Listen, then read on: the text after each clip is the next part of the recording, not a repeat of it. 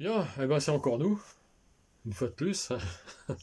Hello. Bon, alors donc les rencontres avec Jean-Michel Kerr, ici, chez lui, toujours bien reçu, agréablement, Voilà. vraiment. Hein, si j'aurais su, j'aurais venu plus tôt, comme dirait l'autre. Il ferait bon voir que tu ne sois pas. Ah, ça Bon, y est, les Antilles sèches. c'est pas grave. Voilà, on vous le montre pas, mais Les bon. notules tombent. Alors, aujourd'hui, moi, je voudrais qu'on parle de quelque chose qui intéresse vraiment beaucoup tous les gens qui nous font l'honneur de suivre tous ces épisodes. Là, c'est le 35e, hein, quand même.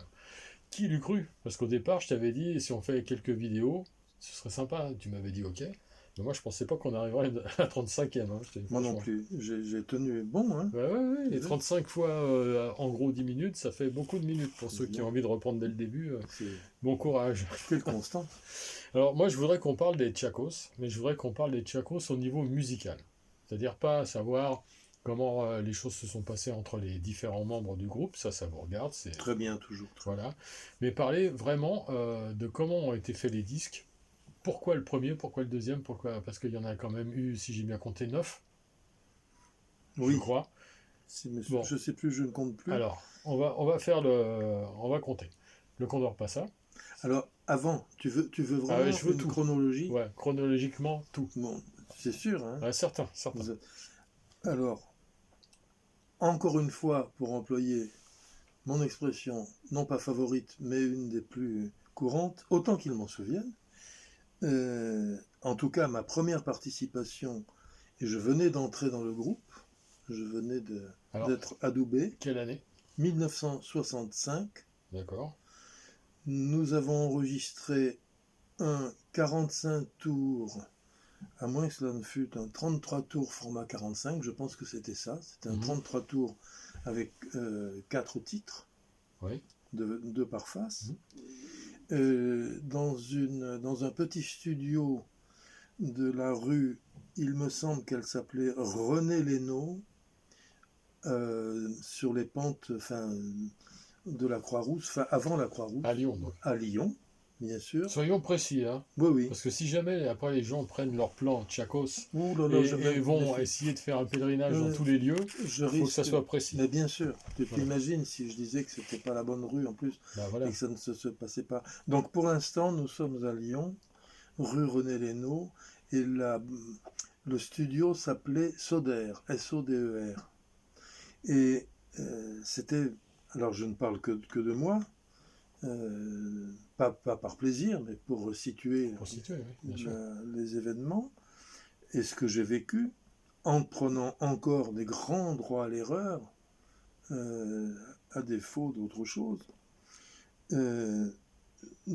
Ce studio, je revois, effectivement, il y avait ce qu'on appelait un magnétophone. Si.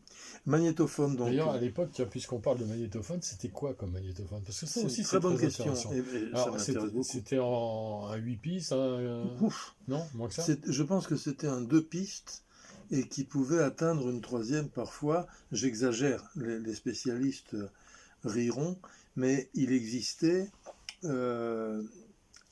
évidemment une multitude qui existe toujours d'appareils analogiques, parce que quand même, et je fais encore une incidente, pour des ensembles, pour des orchestres philharmoniques, on a eu des enregistrements. Là, je ne compare pas notre groupe à ses devanciers, mais dans les années 30, il y avait les enregistrements de Furtwängler, bien avant Karajan, qui restent encore des monuments, sans parler de l'interprétation et du choix des œuvres. En général, bon, ça pouvait être Beethoven, parce que ça correspondait aussi au goût des gens à l'époque.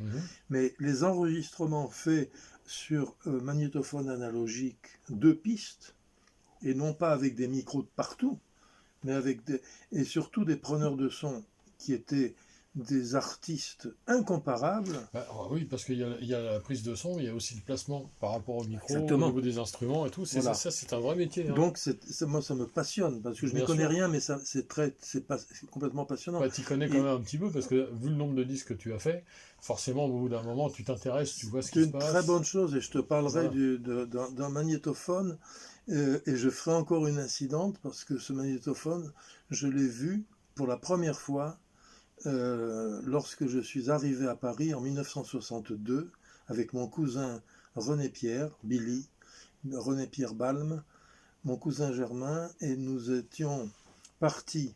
Là, je m'évade du studio. Ouais, tout ça fait partie. Je ferme la porte du studio Soder, rue René Lénaud, après Saint-Paul, enfin en direction de la Croix-Rousse, sur les pentes. Les Lyonnais me diront peut-être que ce ne sont pas les pentes de la Croix-Rousse, mais c'était la rue René Lénaud, à côté de la montée Saint-Sébastien, où un jour Jean-Jacques Nonneau et Christiane, sa femme, habiteront, et appartement qu'ils laisseront longtemps plus tard à Daniel Darmezin, Dan. Voilà. Donc nous revois, mon cousin Billy et moi. Nous étions partis en train. Il n'y avait pas beaucoup d'autres moyens à l'époque, parce qu'il y avait à Lyon un club numéro 1, c'est-à-dire qui était rattaché à Europe numéro 1. Or, Europe numéro 1 est une radio que j'aimais beaucoup à l'époque, je dis bien à l'époque, mais il m'arrive d'écouter des émissions ou des documents sonores sur ce médium, comme sur d'autres médias.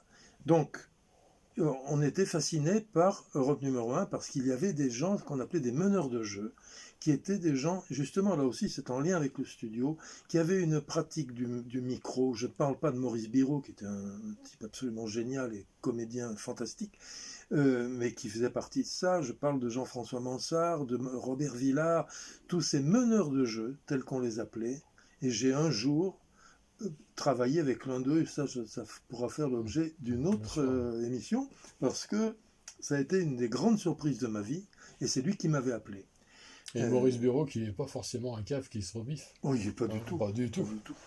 Et quel personnage extraordinaire. Mais là, donc, nous arrivons, grâce à ce club numéro 1, qui était le vecteur, donc, qui avait suscité en nous cette passion, non pas pour Europe numéro 1, mais qui pas suscité la passion, mais suscité le voyage que mes parents avaient payé. Du reste, ils m'avaient payé la plage. Je me souviens que c'était 50 francs de l'époque. Comment ? Monter à la capitale. C'était la première fois que je mettais les pieds à Paris, donc c'est en 62. Et en arrivant, je me souviens, comme balise temporelle, on était fasciné par... la Tour Eiffel avait été construite, hein, déjà. Ah, déjà. Ça, c'était fait. Déjà. Oui. Et il y a même des gens qui montaient dessus. Ah, oui. Et ce qui se passait, c'est que, chose extraordinaire, on voyait une maison gigantesque en construction. Pendant notre balade, on était des touristes. Et on avait finalement, il y avait un ordre de visite, lequel était, comment dire,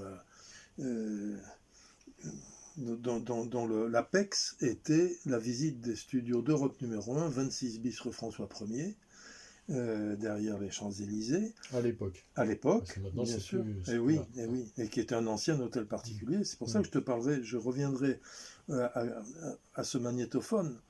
Et donc 62, et on voit une maison, un gigantesque immeuble en construction, c'était la maison de la radio. Ah, oui. Qui était en construction. Donc il y avait des échafaudages de partout, des grues, ce qui fait qu'elle n'était pas encore opérationnelle. Ouais, merci. Ouais. Donc voilà, alors je reviens, on fait des visites un peu partout, on va à Versailles, mais Louis XIV était absent, et on arrive fin 26 bis sur François 1er, sur qui nous tombons en entrant. Donc à Europe 1. Europe numéro 1, merci. Et à l'époque, c'était Europe numéro 1, je pense, puisqu'il y avait un très bel indicatif. Un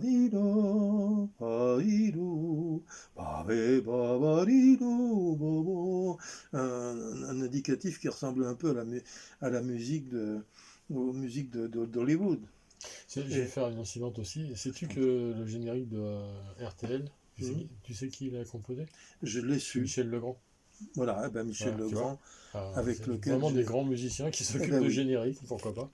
Je t'avais parlé de ma rencontre avec Michel Legrand, et puis nous y reviendrons plus tard. De l'enregistrement avec lui, qui était un truc formidable. On va en reparler. Donc nous arrivons 26 bis rue François numéro 1er à Europe numéro 1, et puis sur qui nous tombons, comme je le disais un peu avant, sur Daniel Philippaki et Franck Thénault, qui étaient les deux chantres, les deux personnages les plus importants sur le plan du jazz, et qui étaient les directeurs, on pourrait dire, directeurs artistiques du lieu. Ouais. Et curieusement, ils prêtent intérêt à nous surtout mon cousin il avait 4 ans de plus que moi, donc il savait s'exprimer mieux, et puis il faisait des jeux de mots, et d'un seul coup, on voit, parce qu'il est... Et ces deux personnages me disent « Ah, mais qu'est-ce que vous faites ?» Alors moi je dis « Mais je joue du piano, je jouais du piano à l'époque. » Et c'était très étonnant de voir que ces vedettes comme ça, avaient étaient d'un abord aussi simple, aussi sympathique. C'est la marque des grands. Hein. Absolument. C'est toujours comme ça. Qu'est-ce que je vois? Nous voyons derrière, il y avait un grand escalier, puisque c'était un ancien hôtel particulier. Je vois descendre un journal, quelqu'un qui en fait s'avère être Julien Besançon, qui partait avec son Nagra à manivelle, justement. Donc, le Nagra est un magnétophone portable avec des petites bandes, et puissant, c'est très puissant, c'est un fantastique instrument, c'est une espèce de... Je ne veux pas dire sans arrêt Stradivarius pour qualifier les objets de qualité, les objets sonores identifiés. En tout cas, ça a servi à des générations de journalistes pour aller faire des reportages. Quand nous reviendrons, non pas au temps des cerises, mais sur l'enregistrement de l'un des disques, le deuxième disque que nous avons fait, c'était sur Nagra. Et on en parlera. Voilà, tout de suite. On va en parler tout de suite.